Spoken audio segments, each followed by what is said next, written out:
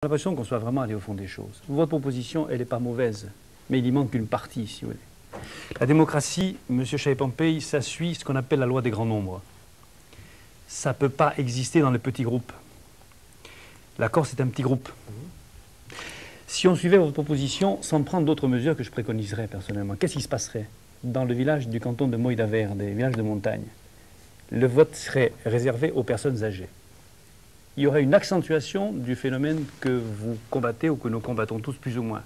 C'est-à-dire, les personnes âgées sont des gens qui sont généralement conservateurs. Ils votent à gauche ou à droite, ils votent pour les gens en place.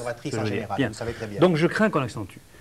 Par contre, je crois qu'à terme, et c'est à ça qu'il faudrait travailler si on voulait être, disons, des gens responsables de notre communauté, une disposition de ce type n'aurait de sens que si la Corse s'ouvrait, devenait une terre d'accueil. Je dis bien une terre d'accueil. C'est-à-dire qu'il faudrait commencer naturellement par ne pas repousser les gens qui viennent chez nous, par ne pas les plastiquer, les menacer, les racketter de temps en temps. Et à ce moment-là, lorsque nous serions 500 ou 600 000 habitants, croyez-moi, dans un groupe humain beaucoup plus diversifié, les pressions, je ne dis pas qu'elles seraient terminées, mais elles auraient disparu, car enfin, les pressions, parlons-en des pressions, ça existe aussi. Parlons de la fraude, ou parlons des pressions dans les votes des socioprofessionnels. Avez-vous déjà assisté à une élection dans une caisse de crédit agricole, M. Leitch? Non. Eh bien, allez-y, faites une émission. Il y a des gens qui portent 600 pouvoirs dans certaines caisses. Mais c'est contagieux, la fraude. Or, le pouvoir vert en agriculture, ça compte.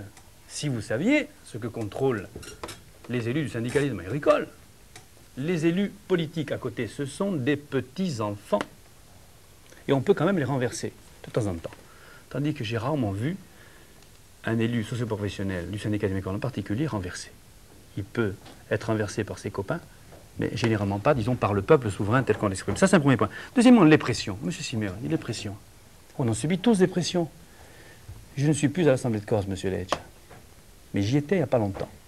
Il y a eu un vote un jour pour choisir l'implantation du lycée de Vescovat.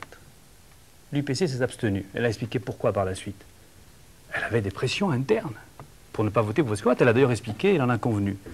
L'autre jour, M. Castellani, de l'UPC, a expliqué, en refusant de voter pour le BTS, Sartène ou Bastia, qu'il aurait des pressions du corps enseignant auquel il appartenait. Et qu'en conséquence, il ne pouvait pas se prononcer. Je ne le condamne pas, je constate. Les pressions dans un petit pays comme le nôtre, comment voulez-vous les éviter? Elles sont la règle dans ce pays qui est un pays communautaire. Alors, deux solutions, et je vais en terminer là-dessus. On accepte d'élargir la communauté, mais il faut l'ouvrir largement, et il faut faire de tous les gens qui viendraient chez nous des démocrates corses. Des démocrates corses. Et je connais des gens qui sont capables de le devenir. Ou alors, il n'y a pas de solution et on se fait plaisir. On poursuit un objectif qui est ambitieux et consiste à